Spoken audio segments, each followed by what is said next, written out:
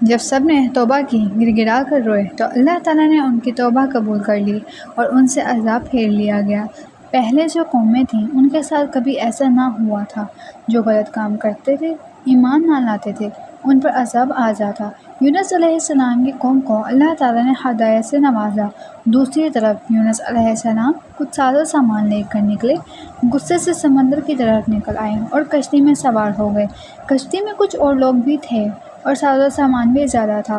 راستے میں کشتی ڈوبنے لگی تو سب کہنے لگے کہ اپنا ساز و سامان سمندر میں پھینک دو تاکہ کشتی کچھ ہلکی ہو جائے۔ سب نے اپنا ساز و سامان سمندر میں پھینک دیا تو کشتی کچھ ٹھہر گئی، لیکن پھر ہچکولے کھانے لگی۔ تو انہوں نے کہا کہ اب کچھ لوگوں کو بھی پانی میں پھینکنا پڑے گا۔ قرآن نکالا جائے، جس کا نام آئے گا اس کو سمندر میں پھینکتے جائیں گے۔ قرآن نکالا گیا تو سب سے پہلے حضرت یونس علیہ السلام کا نام نکالا۔ انہوں نے کہا کہ نہیں، یہ انسان تو بہت نیک لگتا ہے، اس کے چہرے پر نمازوں کے نشان ہیں۔ تو دوبارہ قرآن نکالا گیا تو دوبارہ انہی کا نام آیا۔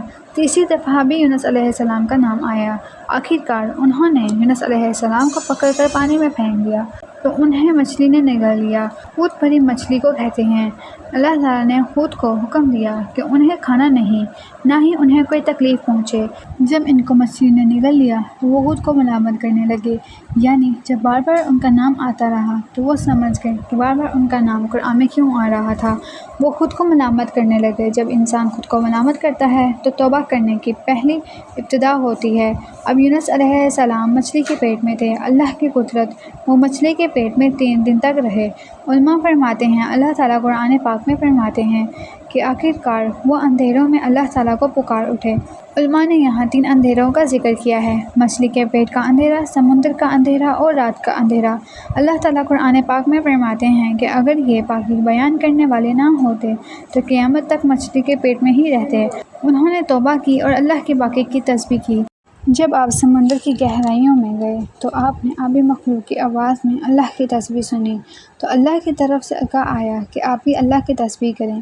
قرآن پاک میں ہے، بالآخر وہ اندھیروں میں پکار اٹھے کہ الہی، تیرے سوا کوئی معبود نہیں، تو پاک ہے، بے شک میں ہی ظالموں میں سے ہوں۔ جو بھی مسلمان اپنی کسی حاجت میں یا مشکل میں دعا کی تسبیح زیادہ سے زیادہ کرے گا، اللہ اس کی ہر حاجت پوری کرے گا اور مشکل دور فرمائے گا۔ یہ دعائیں مستجاب ہے، ضرور قبول ہوتی ہے۔ یونس علیہ السلام کی دعا بھی قبول ہوئی اور ان کو مصیبت سے نجات ملی۔ 40 دن تک آپ نے یہ دعا پڑھی تو انہیں مصیبت سے نجات مل گئی۔ پھر مچھلی نے آپ کو چٹل میدان میں اگل دیا۔ آپ اس وقت بیمار تھے۔ آپ وہاں پر لیٹے رہے اور اللہ کے حکم سے وہاں ایک بیل دار درخت اگ آیا۔ وہ کدو کی بیل تھی۔ اس کا انتخاب اللہ تعالیٰ نے اس لیے کیا کہ اس کے بننے چوڑے ہوتے ہیں، جس سے ان کا جسم مکمل ڈھانپا گیا تھا، کیونکہ ان کی جلد مکمل اتر چکی تھی۔ کدو کی خوشبو سے کیڑے مکوڑے بھی ان سے دور رہتے۔ اللہ تعالیٰ نے ان کے پاس پیاری بکری بھی بھیجی جو آپ کو دودھ بھی پلاتی ہے۔ آہستہ آہستہ آپ ٹھیک ہو گئے تو اللہ تعالیٰ نے آپ کو پھر آپ کی قوم کی طرف بھیجا، جو سب پھر اللہ پر ایمان لے آئے اور آپ کی پیروی کرنے لگے۔ اگر آپ کو میری ویڈیو اچھی لگی تو ویڈیو کو لائک اور چینل کو سبسکرائب کریں۔